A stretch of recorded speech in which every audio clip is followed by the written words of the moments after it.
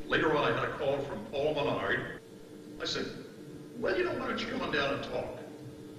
He came to town, and I told he and Mac, I said, why don't you spend a couple of days just getting to know each other. Let's see what happens. And we took them to lunch at the Houston House restaurant, and it was the most incredible lunch I've ever spent in my life.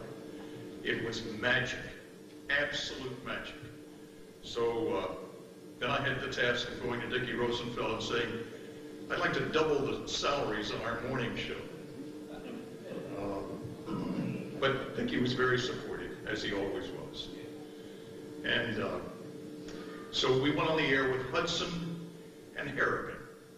Hudson Roach and Paul Menard, the same Irving Harrigan from Dallas.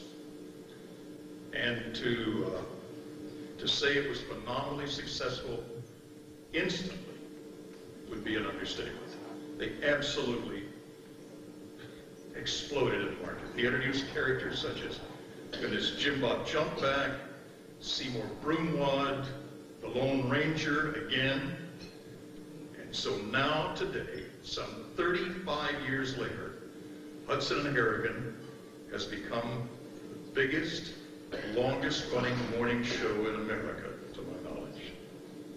They have kept this franchise alive, and so tonight we're saluting all the members who contributed to that. Paul Menard is probably the funniest man I've ever known in my life.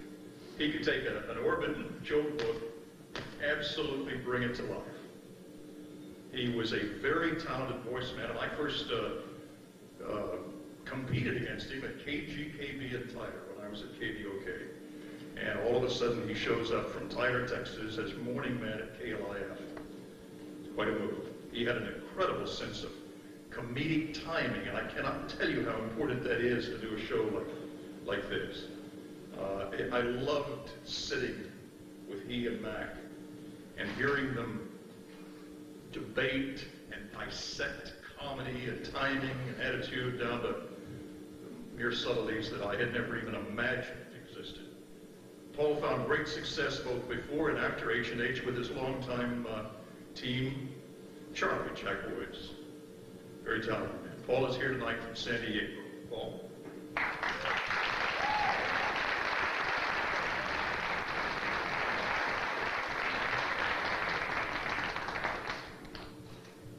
Thank you very much.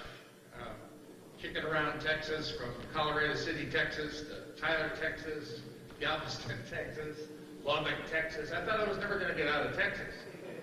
I ended up, of course, at the perfect station, at the perfect time, with the perfect program director, and the perfect station manager. And the one thing that I think I'll always remember, and we still talk about it when we have a minute, and that is, one morning Mac was on vacation, and I got a call about 7:45 that the station wasn't on the air because I was still sleeping. And imagine the #1 station in the market, not on the air. So I ran down as quick as I could. I got on the air, and I knew I was doing my last show. And I kept saying that, well, this is the last show, but they're running out my mind. And then someone came in and told me something that really made sense. And so I said it on the air. I had a second thought that maybe this wasn't my last show, because if Dickie fired me, who would hold him up to the water fountain when he needed a drink? That line saved my job. Thank goodness for the best radio station I ever worked at. Okay?